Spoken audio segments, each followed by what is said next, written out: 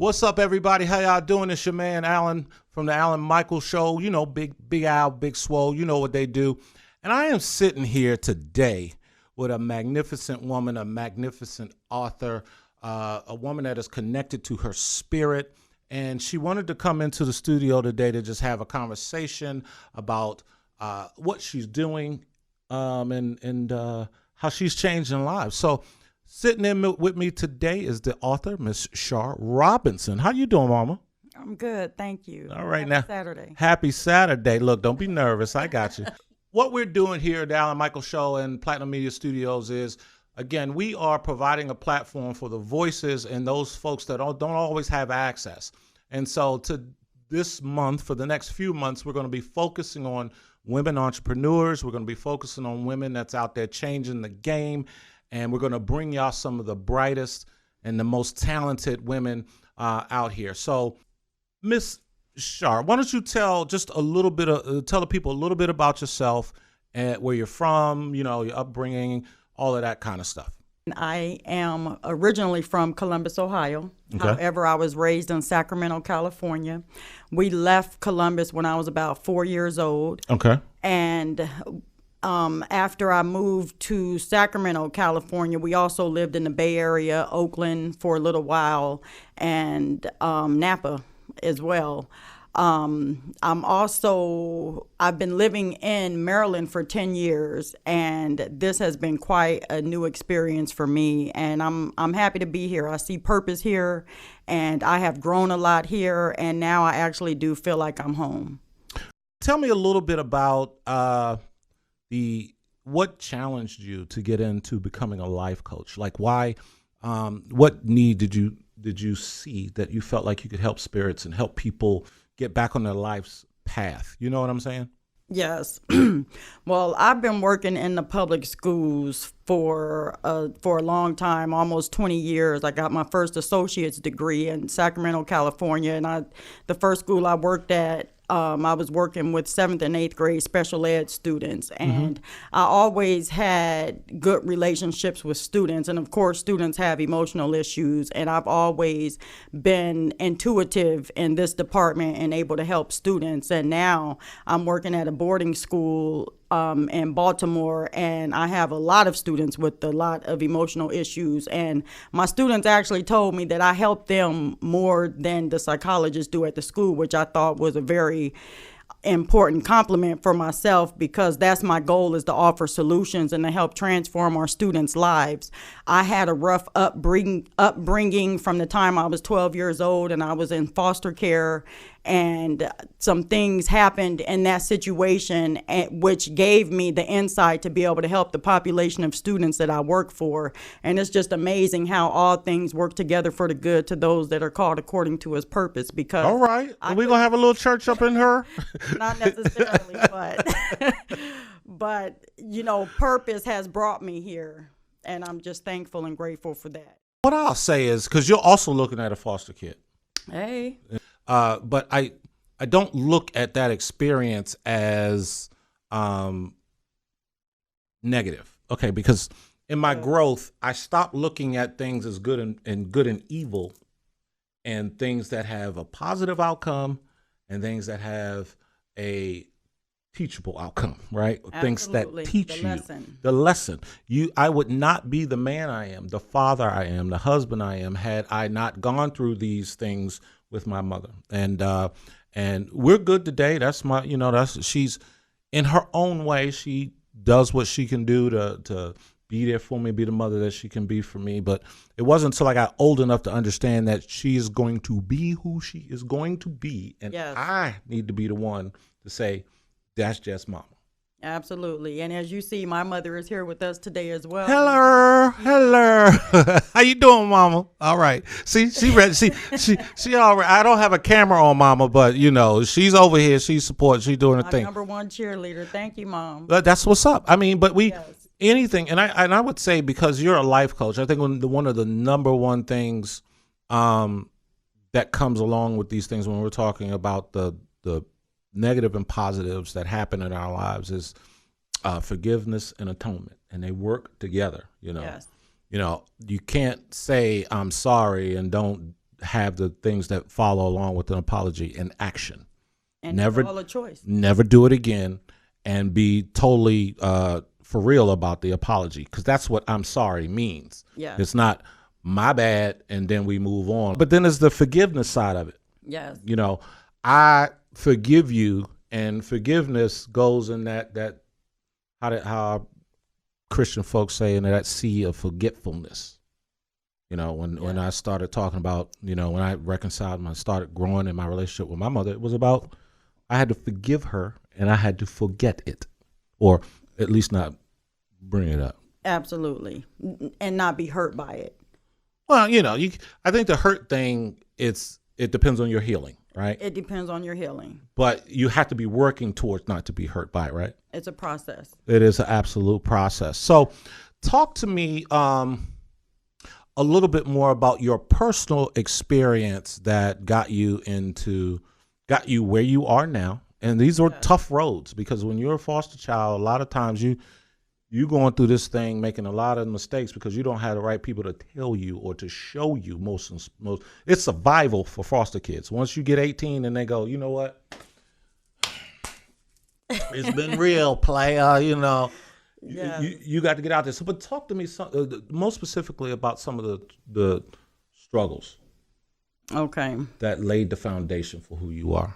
And I started the book off with me, my brother, and my sister running away from my mother, because that was actually the point of impact in my life that really started my heartache and me realizing that I wasn't whole anymore, because that was a broken piece in my life.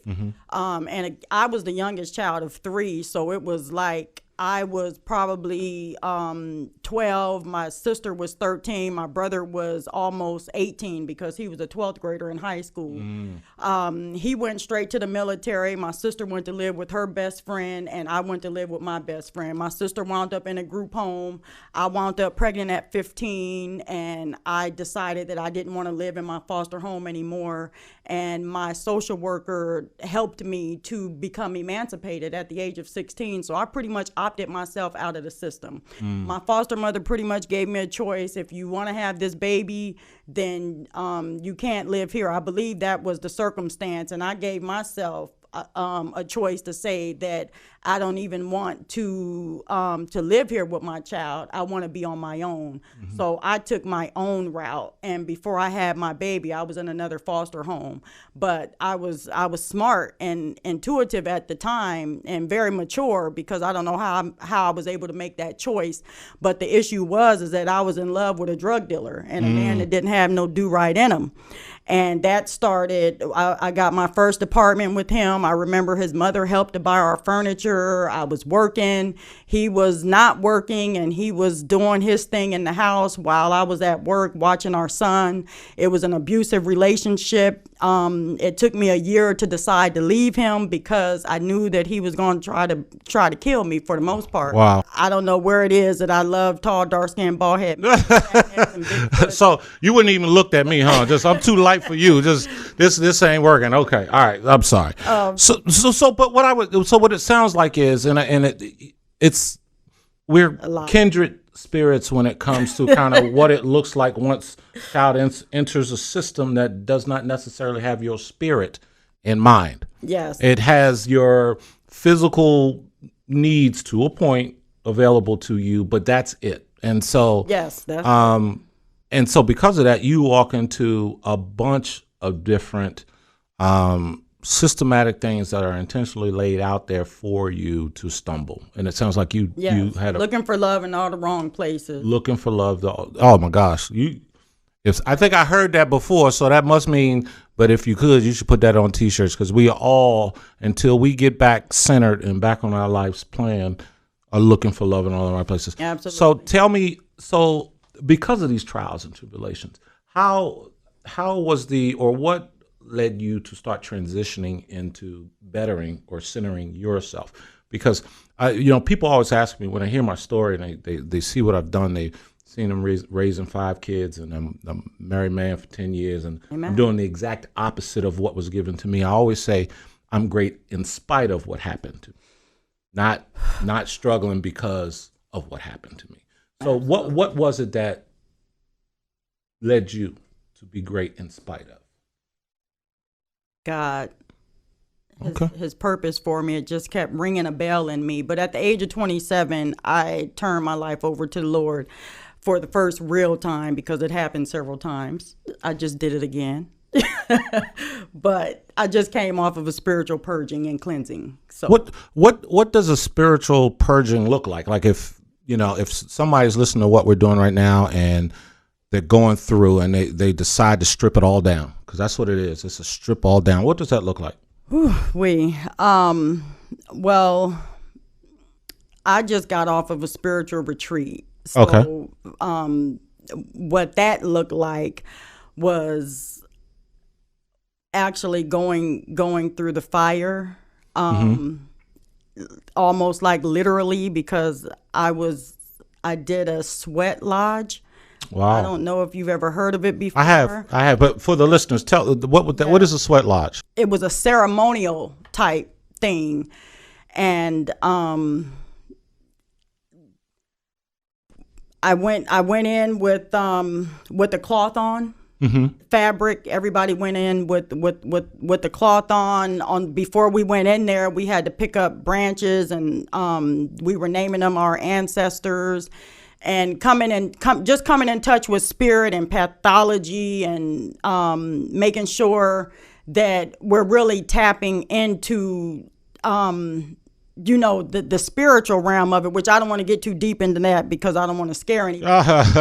But let me just put it like this. We were able to pray and celebrate, and we were cleansing while we were sweating, and we were praising and worshiping and singing. Okay, and it was a ceremony. It was really something that I had never experienced before in my life, but it has totally changed my life. So we're talking about a purge. Ooh, girl, I know. I know.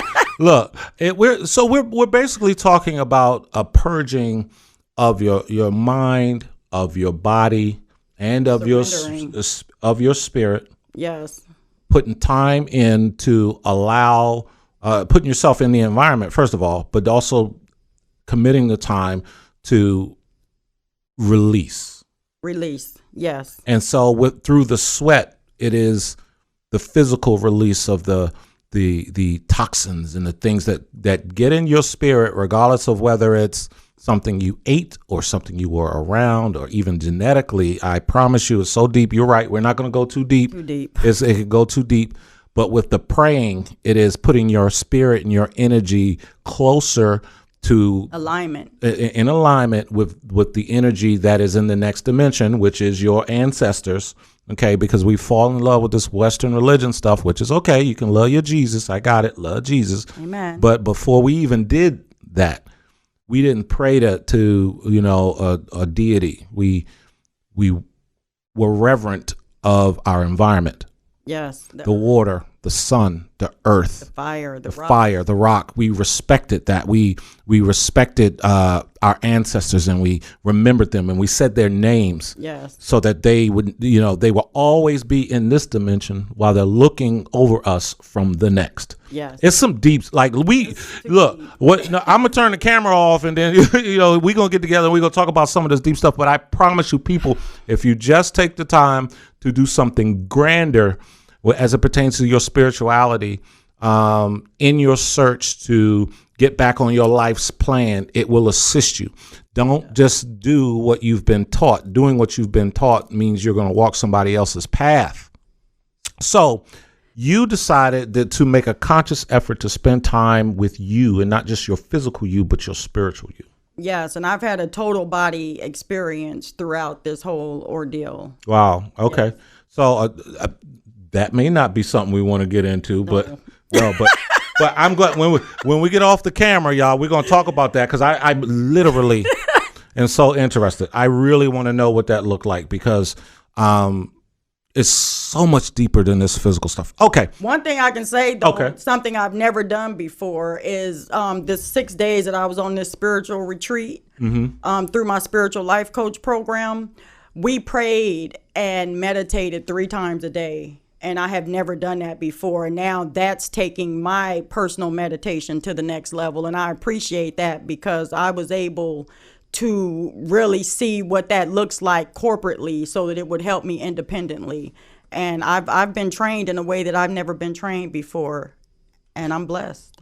Wow, that's absolutely amazing. Let's move on. So you, in the beginning, you talked to us about you working with children and those who are troubled. Yeah, and some foster. Yeah. Kids. And so tell the folks, what is that like to go back in an environment where it mirrors kind of what you went through and some of those concerns, because kids are supposed to be able to get up, let mom and daddy deal with the headache of real life, real troubles, and just be kids. But for some of these kids, they're dealing with adult stuff. Yeah. So what does that look like for you? Well, first, let me say that I am working a job that I would work for free, and that's just amazing in itself. But at the same time, being able to really coach and help and listen to our students in a way that they have not felt like they have been listened to before it just proved that I was living in my purpose, and everything that I went through, none of it was in vain, because it prepared me for the work that I'm doing now.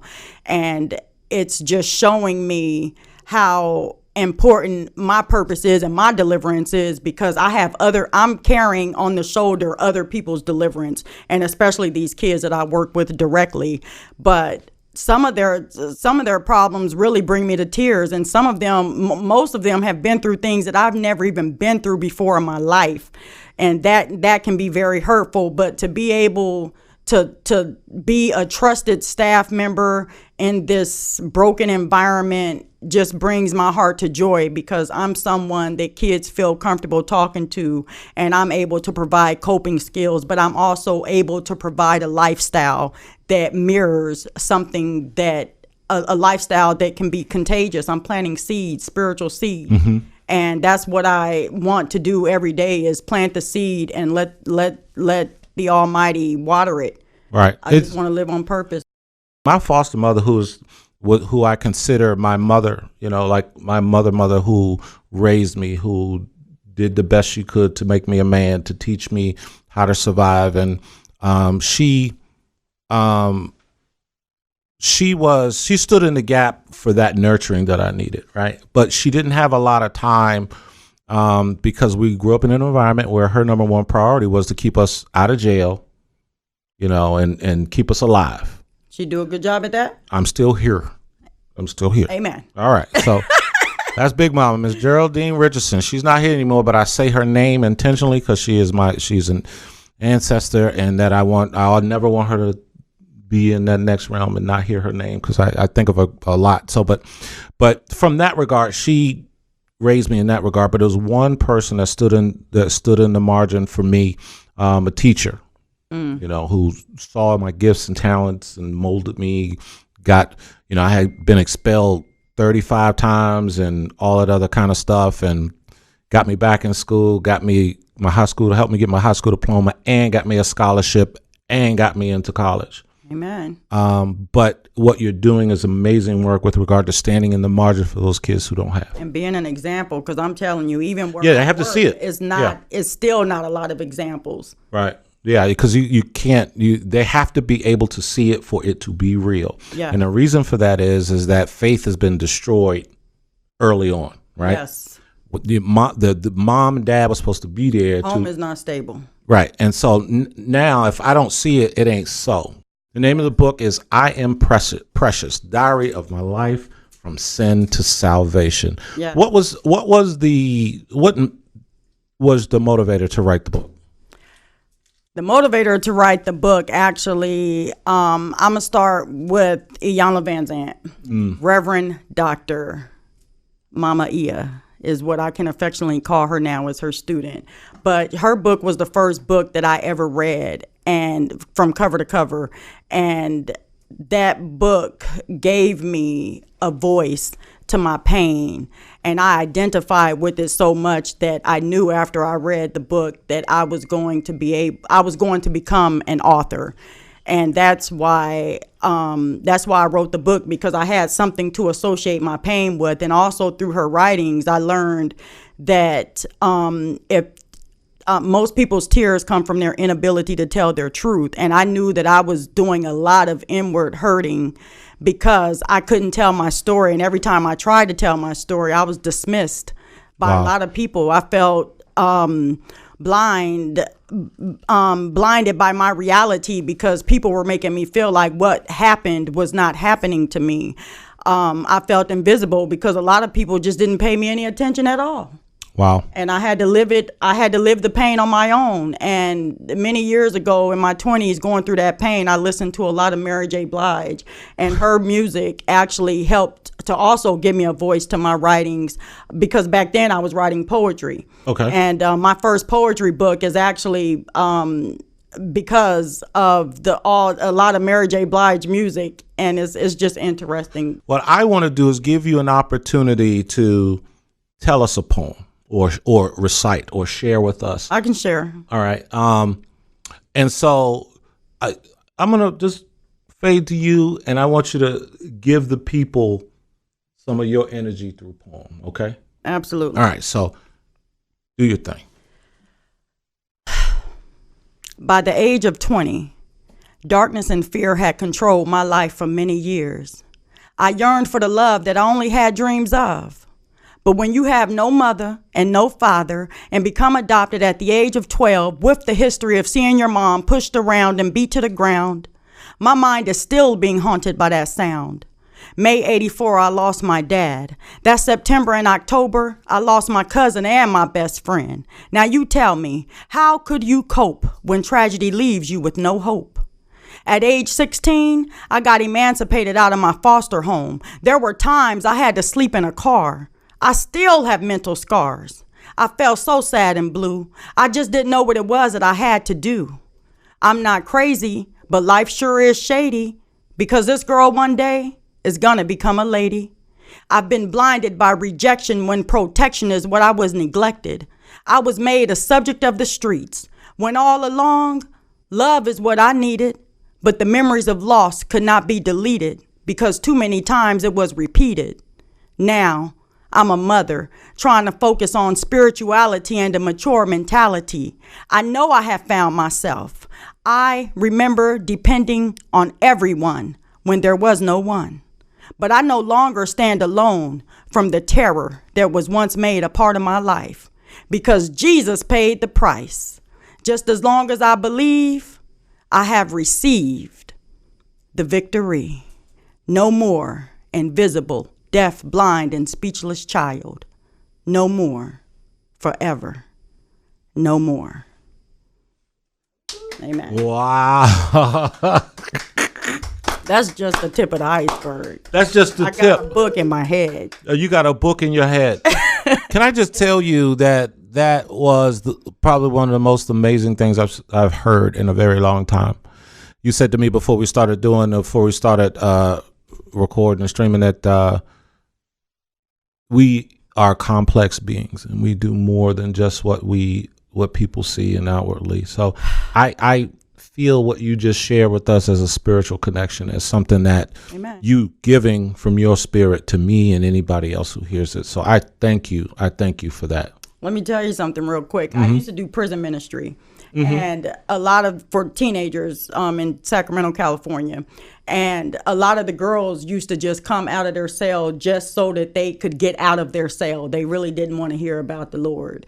But, and when I realized that, I was like, wow, they're not really engaged. They're not really paying attention. But when I started doing my poetry, we became spiritually connected. And they started writing poems or sharing their poetry with me, and it kind of broke the silence. Right. And that's really what I enjoy doing, because even with my students, in order to get them to relate to me, to understand that you can trust me, because I'm about to share my past and my background, because a lot of my students think I come from a white neighborhood. I had both parents. No, I'm a fatherless daughter. My mom was a drug addict back in the day. She's delivered, she's whole, she's set free, but they don't understand that I had trauma and I had those issues.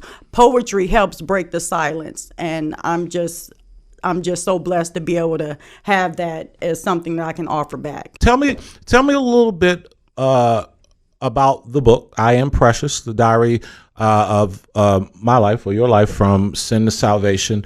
And just tell the people a little bit, just kind of a broad, like we've already talked about your history and all that kind of stuff. So maybe let's focus on the salvation part of the book. Okay. The salvation part of the book is interesting because I share a lot of my church hurt. And it's interesting because I love my church home. When I go back to California, I still go back to my church home, and I rock with them. I praise the Lord with them because that was my home and that's where I started. That's the where I was in leadership at. I was a Sunday school teacher for 6 years. I raised my kids in the church.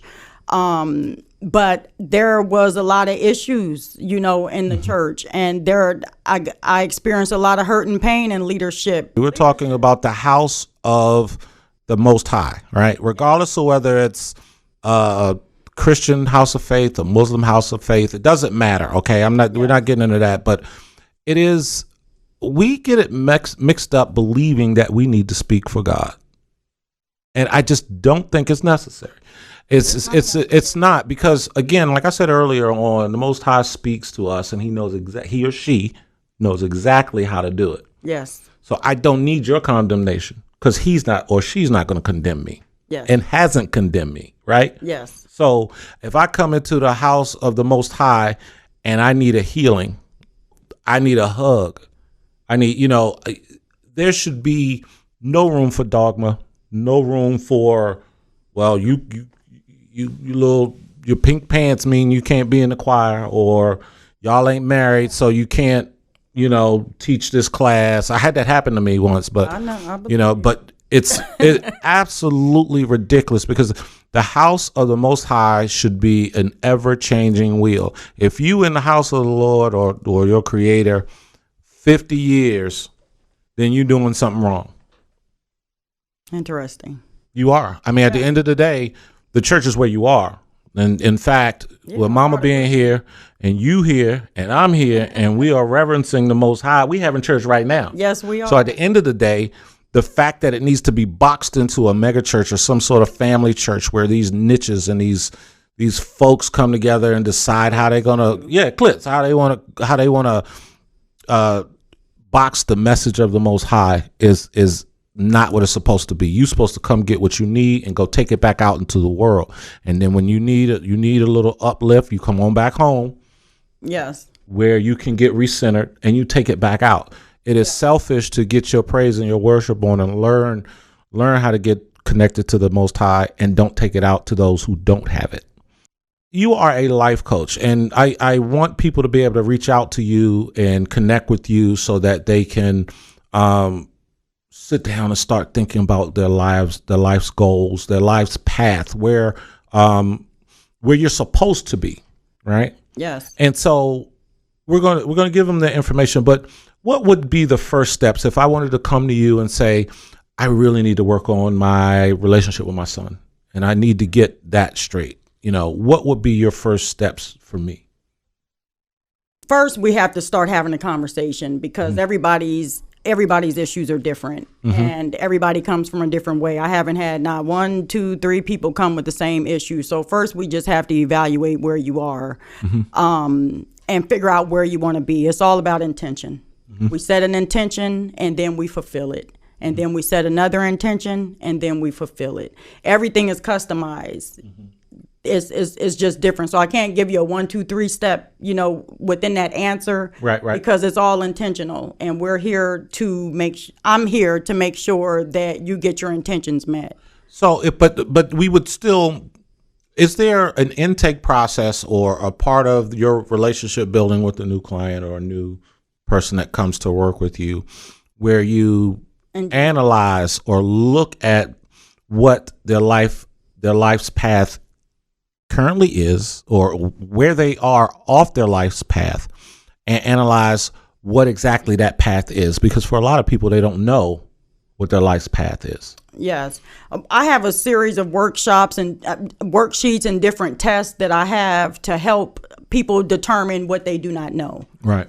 But in general, for people who are looking to do emotional work, I have a test that I give people that helps them to figure out what their DNTPs are, which is their dominant negative thought patterns, and it's actually in Iyanla Vanzant's book, Get Over It. Okay. I have adopted that test and used it as a measure to help people identify what their dominant negative thought patterns are. Like a couple of mine are disrespect and criticism. Those are a couple of my triggers. Whenever I feel disrespected, I'm triggered. Whenever I feel criticized, the criticism actually has to come from somebody who does not qualify to give that judgment. And it basically comes from my past of having hypocrites telling me what to do. Gotcha. But, again, it's very interesting, the process, because there's a story behind the DNTP, the emotion that you have, and we attach it to feelings. Those feelings become our triggers to the point to where, like, if you didn't heal your 7-year-old self and you were abandoned, then your 7-year-old abandoned self comes up. Wow. So we have to do the work with where that DNTP came from. Some of the work I've been doing is understanding that your energy is controlled, or your behaviors are controlled by connection to experiences. So your experiences dictate your feeling behind something, and that feeling is the binary code that's in your head that responds when this feeling happens again. Yes. Right? And so because you have a memory back here that's saying, the last time I did this happened, so I'm going to respond in a protective, or I'm going to do contrary, or you make your decisions based on the feeling or emotion behind an experience. Yes. And I think that's a lot of people don't understand that. And they ignore it. And that's why the work is so important, because it comes from somewhere and we ignore where it comes from and we keep living our lives, but it shows up everywhere. Right. Yeah. And we want to become more aware of our triggers so that we can become emotionally whole, so that we don't continue to take different baggage into different relationships. But where can people get your book? I Am Precious, The Diary of My Life from Sin to Salvation. Where can I get this? Well, it's available now on my website, sharthelifecoach.com, also on Amazon.com. And I also have a morning inspiration page on Facebook. It's called My Soul's Family Sister Circle. It's a public private page, so people can request friendship into the page and get a daily inspirational word from me. My email address is sharthelifecoach@gmail.com, and my work phone number is 240-230-6155. Okay. Miss Shar Robinson, I thank you. All right. Thank you. Y'all stay connected. We'll see you guys. If you like what you see, hit us up on Facebook. Join the Alan Michael Show, Platinum Media Concept Shows, Alan Tony Show. And if you're watching this on YouTube, please don't forget to subscribe and like.